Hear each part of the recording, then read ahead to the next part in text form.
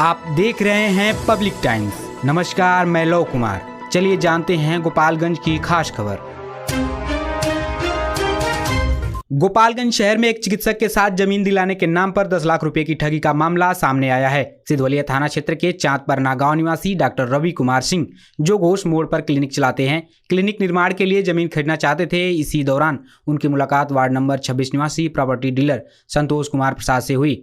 आरोपी ने उन्हें रेलवे स्टेशन के समीप एक कट्ठा जमीन दिखाकर 40 लाख रुपए में सौदा तय किया और भरोसा दिलाया। विश्वास में लेकर उसने 3 किस्तों में अपने परिवार के खाते में 10 लाख रुपए ट्रांसफर किया। बाद में जांच में पता चला कि जमीन किसी और के नाम पर है। वैसे वापस मांगने पर आरोपी ने इनकार करते हुए अभद्र व्यवहार किया। पीड़ित की शिकायत पर नगर थाना में प्राथमिकी दर्ज कर पुलिस मामले की जांच में जुट गई है। थाना प्रभारी ने बताया कि जमीन के नाम पर ठगी करने वालों पर सख्त कार्रवाई की जाएगी।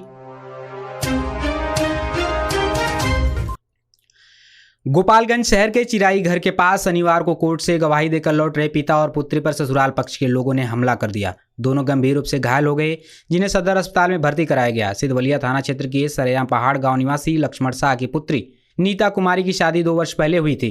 शादी के कुछ समय बाद ही दहेज को लेकर विवाद शुरू हो गया और उसे घर से निकाल दिया गया।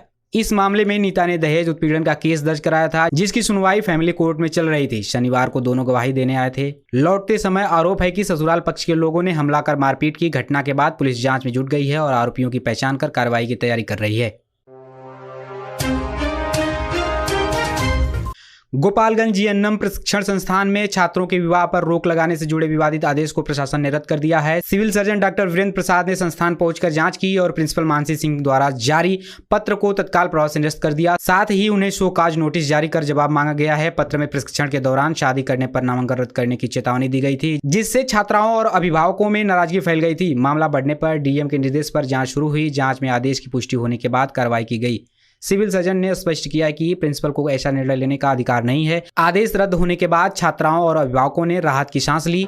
हाँ, ये हमको शाम को ये अनजान फ़ोन कॉल में ये मालूम हुआ और मैंने इसका जांच किया। जांच करने पर पता चला कि वही जीएनएम स्कूल की जो प्रिंसिपल मानसी सिंह हैं, उनके द्वारा ये आदेश जारी किया गया है। मैंने उस पत्र को तत्काल प्रभाव से रद्द कर दिया है तथा उनसे स्पष्टीकरण की मांग की गई है और संतोषप्रद स्पष्टीकरण नहीं प्राप्त होने पर उन पर विभागीय कार्रवाई।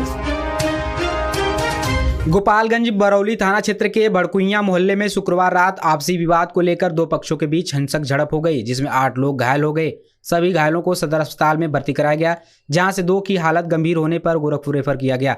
जानकारी के अनुसार अरुण कुमार सिंह के घर शादी की तैयारी चल रही थी। इसी दौरान पड़ोसियों से कहा सुनी के बाद विवाद बढ़ गया और दोनों पक्षों में लाठी डंडे चलने लगे। झड़प में अरुण सिंह सहित उनके परिवार के कई सदस्य घायल हो गए। वहीं दूसरे पक्ष के भी 2 लोग जख्मी हुए। घटना के बाद पुलिस मौके पर पहुंची और मामले की जांच शुरू कर दी है। अधिकारियों ने बताया कि दोषियों की पहचान कर गिरफ्तारी की जाएगी।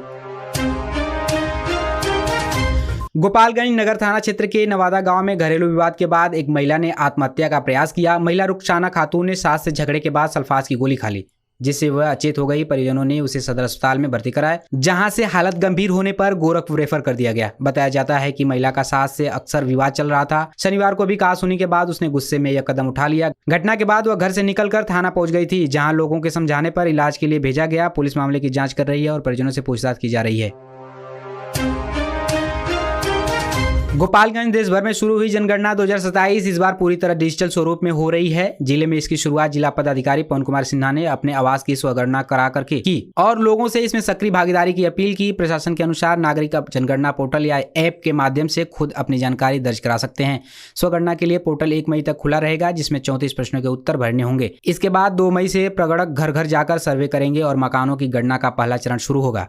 डीएम ने सभी सरकारी कर्मियों को 4 से 5 दिनों के भीतर अपनी स्वगणना पूरी करने का निर्देश दिया है। साथ ही जीविका समूहों और शिक्षकों के माध्यम से ग्रामीण और शहरी क्षेत्रों में जागरूकता अभियान चलाया जा रहा है।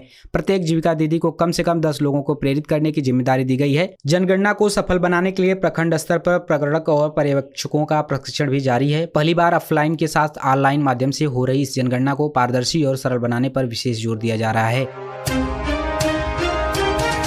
गोपालगंज मांझागढ़ थाना क्षेत्र के भैसही गांव में जमीन विवाद को लेकर 2 पक्षों के बीच जमकर मारपीट हुई, जिसमें दोनों पक्षों के लोग गंभीर रूप से घायल हो गए। घायलों का इलाज कराया जा रहा है। घटना के बाद दोनों पक्षों ने मांझागढ़ थाना में लिखित शिकायत देकर एक दूसरे पर मारपीट और जमीन कब्जाने का आरोप लगाते हुए प्राथमिकी दर्ज कराई है।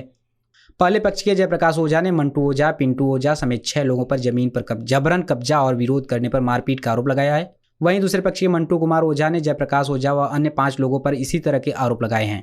पुलिस ने त्वरित कार्रवाई करते हुए एक पक्ष से मंटू कुमार ओझा और पिंटू ओझा तथा दूसरे पक्ष से जयप्रकाश ओझा को गिरफ्तार कर जेल भेज दिया है। थानाध्यक्ष निरंजन कुमार ने बताया कि मामले की जांच जारी है और अन्य आरोपितों की गिरफ्तारी के लिए छापेमारी की जा रही है। तो ये थी गोपालगंज की खास खबर। आपका दिन शुभ हो। धन्यवाद।